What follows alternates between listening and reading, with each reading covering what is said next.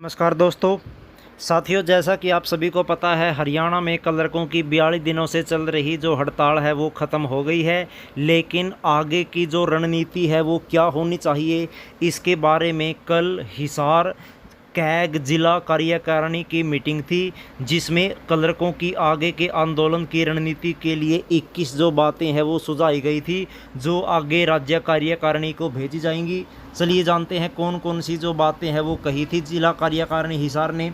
सबसे पहली बात तो यही थी, भारतीय मजदूर संघ यानी बीएमएस से किसी भी प्रकार का कोई नाता नहीं होना चाहिए कैग यूनियन का, क्योंकि सभी को पता है जो कैग है, क्लैरिकल एसोसिएशन वेलफेयर सोसाइटी, वो भारतीय मजदूर संघ से ही एफिलिएटेड थी। लेकिन भारतीय मजदूर संघ ने इस आंदोलन में कोई रचनात्मक भूमिका नहीं निभाई, उल्टे सरकार का साथ दिया, जिस कारण से ये जो आंदोलन है वो स्थगित करना पड़ा क्लर्कों को। इसलिए अब आगे से भारतीय मजदूर संघ से किसी भी प्रकार का कोई नाता नहीं होना चाहिए।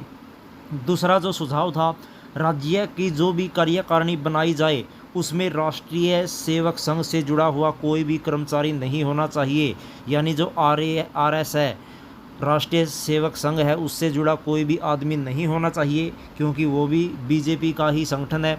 तीसरा, राज्य प्रधान विक्रांत तंवर को तुरंत प्रभाव से बदला जाए, मगर राज्य कार्यकारिणी का सदस्य जरूर रखा जाए उसको। यानी अभी जो प्रेसिडेंट है विक्रांत तंवर कैग के क्लैरिकल एसोसिएशन को, उनको तुरंत प्रभाव से बदला जाए, उनकी जगह किसी दूसरे को राज्य प्रधान बनाया जाए। लेकिन जो राज्य कार्यकारिणी में जितने भी सदस्य होंगे उनमें उसका नाम ज़रूर होना चाहिए।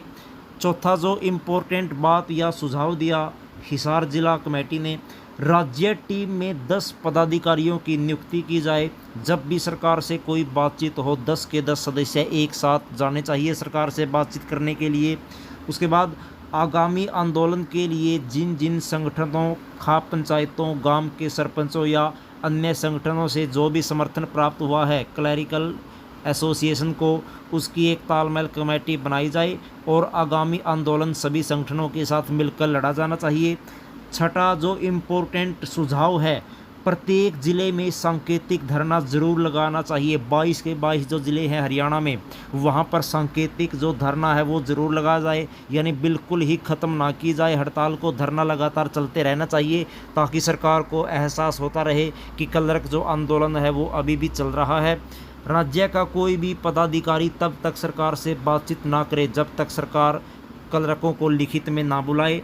आठवां जो सुझाव है वो ये था, 3 माह के दौरान जब जब सरकार के साथ बैठक हो, उस बैठक की पूर्ण जानकारी राज्य व जिले के प्रत्येक पदाधिकारी को होनी चाहिए। जिला के पदाधिकारियों की ड्यूटी लगाई जाए कि वो बैठक की पूर्ण जानकारी सभी सक्रिय साथियों को दे दें। उसके बाद 9वां जो सुझाव था, 3 माह के दौरान कर्मचारियों का रोष प्रदर्शन प्रत्येक जिलों में देखना चाहिए। यह राज्य की कार्यकारिणी डिसाइड करेगी क्या करना है।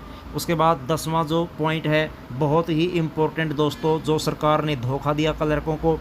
धरने के 42 दिनों को सरकार द्वारा छुट्टियों में बदलने का डिसीजन लिया गया था, लेकिन अब तक भी इस पर कोई फैसला नहीं किया गया सरकार के द्वारा। उस फैसले के ऊपर राज्य कार्यकारिणी संज्ञान ले और मुख्यमंत्री के कहे अनुसार 7 छुट्टियों में 35 दिन को ड्यूटी करवाया जाए, यानी ड्यूटी पीरियड में कन्वर्ट की जाए। 35 दिनों को राज्य कार्यकारिणी व जिला कार्यकारिणी की सप्ताह में या 10 दिनों में एक बैठक जरूर होनी चाहिए, या तो हर सप्ताह या 10 दिनों के अंदर अंदर। और 12वां जो पॉइंट है दोस्तों, बहुत ही इम्पोर्टेंट ये सुझाव दिया है हिसार जिला कमेटी ने, जब तक क्लर्कों के काम की समीक्षा नहीं हो जाती तब तक प्रत्येक लिपिक एफडी के पत्र अनुसार डायरी डिस्पैच व रिकॉर्ड कीपिंग का काम करेगा। क्योंकि पीछे एक लेटर जारी किया गया था एफडी के द्वारा कि क्लर्कों का जो काम है वो केवल डायरी डिस्पैच और रिकॉर्ड कीपिंग का है, उसी के अनुसार ही उसको 19,900 की जो बेसिक है वो मिल रही है। जब तक क्लर्कों के काम की समीक्षा नहीं हो जाती सभी क्लर्कों को यही काम करना चाहिए, डायरी डिस्पैच और रिकॉर्ड कीपिंग का। उसके बाद जल्द से जल्द हमारी रजिस्टर्ड यूनियन तैयार की जाए, ताकि हमें किसी अन्य बैनर का सहारा ना लेना पड़े। राज्य कार्यकारिणी में महिलाओं की भागीदारी बढ़ाई जानी चाहिए। प्रत्येक जो बात जो भी होगी सरकार के द्वारा, किसी से कोई बात छुपाई न जाए। राज्य कार्यकारिणी द्वारा कोई भी फैसला लेना हो, कोई भी बयान मीडिया में देना हो, उसके लिए राज्य के प्रत्येक पदाधिकारी से विचार विमर्श करके ही लिया जाना चाहिए। राजनीतिक पार्टियों को मंच दिया जाए। दोस्तों ये भी बहुत इम्पोर्टेंट सलाह है, क्योंकि जब तक राजनीतिक पार्टियों को मंच नहीं दिया जाएगा तब तक सरकार पर प्रेशर नहीं पड़ेगा। जिला कार्यकारिणी के प्रत्येक पद पर 2 सदस्य होने चाहिए। हमारी मांगों को आम जनता के पास लेकर जाना चाहिए और उनको समझाना चाहिए कि हमारी जो मांग है वो जायज़ है। राज्य में जिला कार्यकारिणी में सलाहकार के तौर पर वरिष्ठ कर्मचारियों व अनुभवी कर्मचारियों को जोड़ा जाए। और 21वां जो पॉइंट है, राज्य कार्यकारिणी को प्रत्येक फैसला लेने से पहले हर जिले से यह पता करना चाहिए जिले के साथी क्या चाहते हैं, एकदम से अपने लेवल पर कोई भी फैसला ना ले।